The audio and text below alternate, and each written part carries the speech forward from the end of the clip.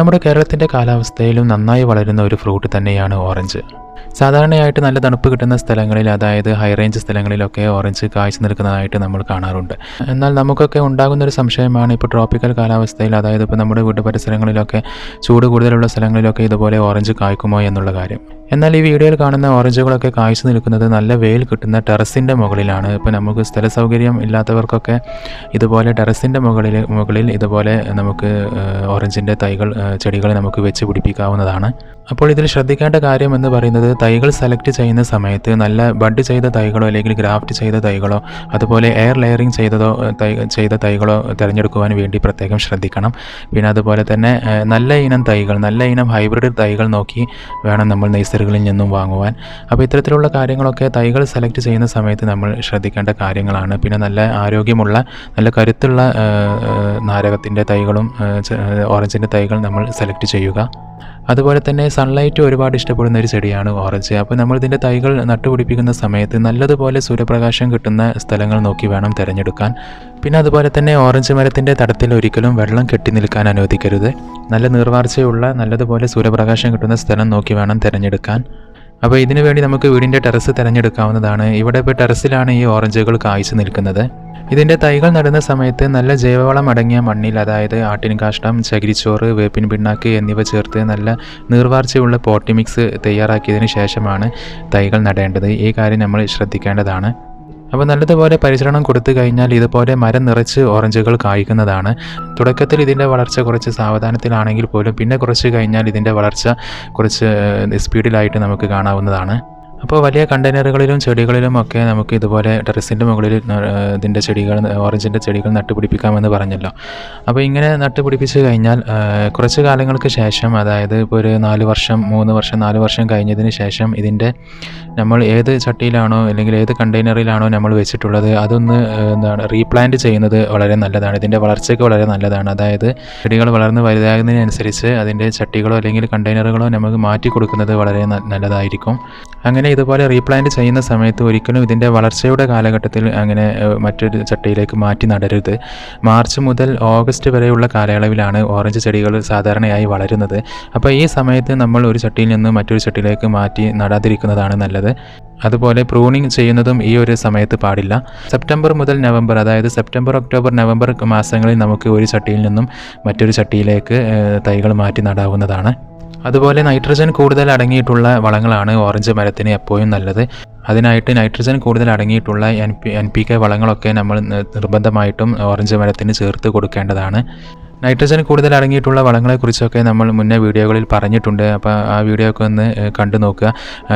പച്ച ചാണകത്തിൽ നൈട്രജൻ കൂടുതലായിട്ട് അടങ്ങിയിട്ടുണ്ട്. പിന്നെ അതുപോലെ തന്നെ തേയില ചണ്ടി, അതിലും നൈട്രജൻ അടങ്ങിയിട്ടുണ്ട്. ആട്ടിൻ കാഷ്ടം എന്നിവയൊക്കെ നൈട്രജൻ അടങ്ങിയിട്ടുള്ള വളങ്ങളാണ്. കമ്പോസ്റ്റ്.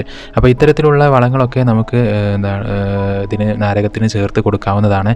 അപ്പോൾ 4 ആഴ്ച കൂടുമ്പോൾ നമുക്ക് ഒരു പ്രാവശ്യം ഇത്തരത്തിലുള്ള വളങ്ങളൊക്കെ നമുക്ക് ചേർത്ത് കൊടുക്കാവുന്നതാണ്.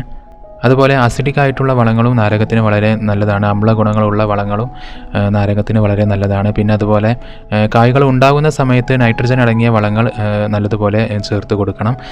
കായ്കൾ വലുതാകുന്ന സമയത്ത് പൊട്ടാസ്യം അടങ്ങിയിട്ടുള്ള വളങ്ങളും നിർബന്ധമായിട്ടും കൊടുക്കേണ്ടതാണ്. അപ്പോൾ ഇത്തരത്തിലുള്ള വളങ്ങളൊക്കെ കൃത്യസമയത്ത് അതാത് സമയത്ത് കൊടുത്തു കഴിഞ്ഞാൽ തന്നെ ഇതിൽ നിന്നും നമുക്ക് നല്ല ഒരു റിസൾട്ട് നമുക്ക് ഇതിൽ നിന്നും കിട്ടുന്നതാണ്. അതുപോലെ ആവശ്യത്തിന് വളവും കിട്ടിയാൽ മാത്രമേ നാരങ്ങമരം കൂടുതൽ കായ്ക്കുകയും പെട്ടെന്ന് നല്ല വളർച്ചയും കിട്ടുകയുള്ളൂ. അപ്പോൾ വളങ്ങളും അതിനനുസരിച്ച് വെള്ളവും കൊടുക്കാൻ നിർബന്ധമായിട്ടും നമ്മൾ ശ്രദ്ധിക്കേണ്ടതാണ്. പിന്നെ അതുപോലെ തന്നെ ചട്ടിയിലൊക്കെ നടുന്ന സമയത്ത് അത് വലിയ മരം ആയി പന്തലിക്കാതിരിക്കാൻ നമുക്കത് പ്രൂണിങ് ചെയ്ത് കൊടുത്ത് നമുക്ക് നിർത്താവുന്നതാണ്. പ്രൂണിങ് വളരെ ഇമ്പോർട്ടൻ്റ് ആണ് നാരകമരത്തിൽ.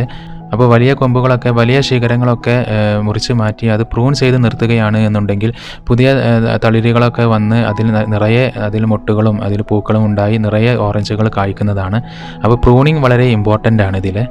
ഇങ്ങനെ പ്രൂണിങ് ചെയ്യാൻ ഉദ്ദേശിക്കുന്ന വലിയ കൊമ്പുകൾ നമുക്ക് എയർ ലെയറിങ് ചെയ്യാൻ വേണ്ടിയും നമുക്ക് ഉപയോഗിക്കാവുന്നതാണ്. ഇങ്ങനെ ചെയ്യുവാണെങ്കിൽ പെട്ടെന്ന് വളരുകയും ഇതിൽ പെട്ടെന്ന് ഓറഞ്ച് ഉണ്ടാവുകയും ചെയ്യും. അപ്പോൾ എയർ ലെയറിങ് ചെയ്യുന്ന വീഡിയോസ് ഇതിൻ്റെ മുന്നേ നമ്മൾ ചെയ്തിട്ടുണ്ട്. അപ്പോൾ ആ വീഡിയോ കാണാത്തവർ ആ വീഡിയോ ഒന്ന് കണ്ടു നോക്കുക. വിത്ത് മുളപ്പിച്ച് നമുക്ക് ഇതിൻ്റെ തൈകൾ ഉണ്ടാക്കിയെടുക്കാവുന്നതാണ്. എന്നാൽ വിത്ത് മുളച്ച് കിട്ടുന്ന തൈകൾ ഇതിൻ്റെ മാതൃഗുണം കാണിക്കണമെന്നില്ല. അപ്പോൾ ഏറ്റവും നല്ല രീതി എന്ന് പറയുന്നത് എയർ ലെയറിങ് മെത്തേഡിൽ നമുക്ക് നല്ല മാതൃഗുണമുള്ള ചെടികളിൽ നിന്നും എയർ ലെയറിങ് രീതിയിൽ നമുക്ക് തൈകൾ ഉണ്ടാക്കിയെടുക്കാവുന്നതാണ്. ഓറഞ്ചിൽ തന്നെ ഒരുപാട് വെറൈറ്റികളുണ്ട്. അപ്പോൾ നമ്മൾ നഴ്സറികളിൽ നിന്ന് ഇതിൻ്റെ തൈകൾ വാങ്ങുന്ന സമയത്ത് നല്ല മധുരമുള്ള ഓറഞ്ചിൻ്റെ തൈകൾ നോക്കി വാങ്ങുവാൻ വേണ്ടി ശ്രദ്ധിക്കണം. പിന്നെ അതുപോലെ തന്നെ നല്ല ഹൈബ്രിഡ് തൈകൾ നമുക്ക് ഓൺലൈനായിട്ടും വാങ്ങാവുന്നതാണ്. ഇവിടെ കാണിച്ചിട്ടുള്ള ഈ വീഡിയോയിൽ കാണുന്ന ഓറഞ്ച് ഇത് ഹൈബ്രിഡ് നല്ല ഇനം ഹൈബ്രിഡ് തൈകളാണ്. ഇത് ഓൺലൈൻ വഴിയാണ് വാങ്ങിയിട്ടുള്ളത്. അപ്പോൾ ഇത്തരത്തിലുള്ള നല്ല ഹൈബ്രിഡ് തൈകൾ നോക്കി വാങ്ങുവാൻ വേണ്ടി ശ്രദ്ധിക്കണം. പിന്നെ അതുപോലെ തന്നെ ചട്ടിയിൽ വെച്ച് പിടിപ്പിക്കുന്നതിനേക്കാളും കൂടുതൽ വളർച്ചയും നല്ല ആരോഗ്യവുമുള്ള ചെടികൾ ആവുന്നത് നിലത്ത് നല്ല സൂര്യപ്രകാശമുള്ള സ്ഥലത്ത് വെച്ച് പിടിപ്പിക്കുമ്പോഴാണ്. അതുപോലെ തന്നെ ചട്ടിയിൽ നടുമ്പോൾ വർഷങ്ങളോളം ഒരേ ചട്ടിയിൽ തന്നെ നിർത്തരുത്. അത് ഇടയ്ക്കൊന്ന് റീപോട്ടിംഗ് ചെയ്യുന്നത് വളരെ നല്ലതാണ്. മുട്ടത്തോട് പൊടിച്ചതും വളമായിട്ട് നമുക്ക് നാരകത്തിന് ഇട്ട് കൊടുക്കാവുന്നതാണ്. പിന്നെ അതുപോലെ വീട്ടിൽ ഫിഷ് ടാങ്ക് ഉണ്ടെങ്കിൽ അതിലെ വെള്ളം നമുക്ക് ഇതിന് ഒഴിച്ച് കൊടുക്കാവുന്നതാണ്. വളരെ നല്ല ഒരു വളമാണിത്. അതായത് ഫിഷ് ടാങ്ക് ക്ലീൻ ആക്കുന്ന സമയത്ത് അതിൽ നിന്നും ഒഴിവാക്കുന്ന വെള്ളമൊക്കെ നമുക്ക് ഇതിന് ഓറഞ്ച് തൈകൾക്ക് ഒഴിച്ച് കൊടുക്കാവുന്നതാണ്. അതുപോലെ കായ്ഫലം ഉണ്ടാകുന്നതും ഇല്ലാത്തതും ഇതിൻ്റെ ഇനത്തിൻ്റെ പ്രത്യേകത അനുസരിച്ചും ആവാം. അതുപോലെ തന്നെ വെള്ളം കുറഞ്ഞാലും വെള്ളം കൂടിയാലും നാരകം ഇനത്തിൽപ്പെട്ട ചെടികൾ നശിച്ചു പോകാൻ സാധ്യതയുണ്ട്. അതുകൊണ്ട് ഒരുപാട് വെയിൽ കൊള്ളുന്ന ചെടികൾക്ക് മരത്തിൻ്റെ ചുവട്ടിൽ ഒരു ഈർപ്പം ഉണ്ടായിരിക്കാൻ പ്രത്യേകം ശ്രദ്ധിക്കണം. NPK വളങ്ങൾ ഓറഞ്ച് ചെടികൾക്ക് വളരെ നല്ലതാണെന്ന് പറഞ്ഞല്ലോ. അപ്പോൾ 6 മാസത്തിലൊരിക്കലെങ്കിലും NPK വളങ്ങൾ നമ്മൾ കടകളിൽ നിന്നും വാങ്ങിയിട്ട് ഇട്ട് കൊടുക്കുന്നത് വളരെ നല്ലതാണ്. ഇതിൽ നൈട്രജൻ്റെയും ഫോസ്ഫറസിൻ്റെയും കണ്ടൻറ്റുകൾ ഒരുപാട് അടങ്ങിയിട്ടുള്ളതിനാൽ തന്നെ ചെടികൾക്ക് വളരെ നല്ലതാണ്.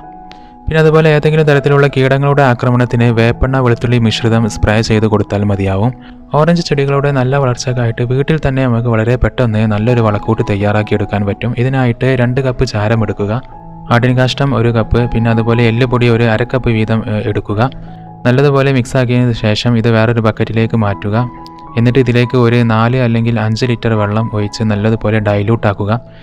എന്നിട്ട് എല്ലാ ചെടികൾക്കും നമുക്കിത് ഒഴിച്ചു കൊടുക്കാവുന്നതാണ്. ഇത്തരത്തിലുള്ള ഈ ഒരു വളക്കൂട്ട് വളരെ ഫലപ്രദമാണ് നാരകത്തിന്. അപ്പോൾ ഓറഞ്ചിനെ കുറിച്ചുള്ള ഈ വീഡിയോ നിങ്ങൾക്ക് ഇഷ്ടമായെന്ന് വിശ്വസിക്കുന്നു. അപ്പോൾ നിങ്ങൾക്ക് ഈ വീഡിയോ ഇഷ്ടമായെങ്കിൽ വീഡിയോ നിങ്ങൾ ലൈക്ക് ചെയ്യുക, പിന്നെ നിങ്ങളുടെ ഫ്രണ്ട്സുകളുമായിട്ട് വീഡിയോ ഷെയർ ചെയ്യുക. പിന്നെ അതുപോലെ നമ്മുടെ ഈ ചാനൽ ഇതുവരെ സബ്സ്ക്രൈബ് ചെയ്തിട്ടില്ല എങ്കിൽ നമ്മുടെ ചാനൽ ഒന്ന് സബ്സ്ക്രൈബ് ചെയ്യുക, സപ്പോർട്ട് ചെയ്യുക. അപ്പോൾ പുതിയ കൃഷി അറിവുകളും ടിപ്സുകളുമായിട്ട് നമുക്ക് വീണ്ടും കാണാം. Thanks for watching.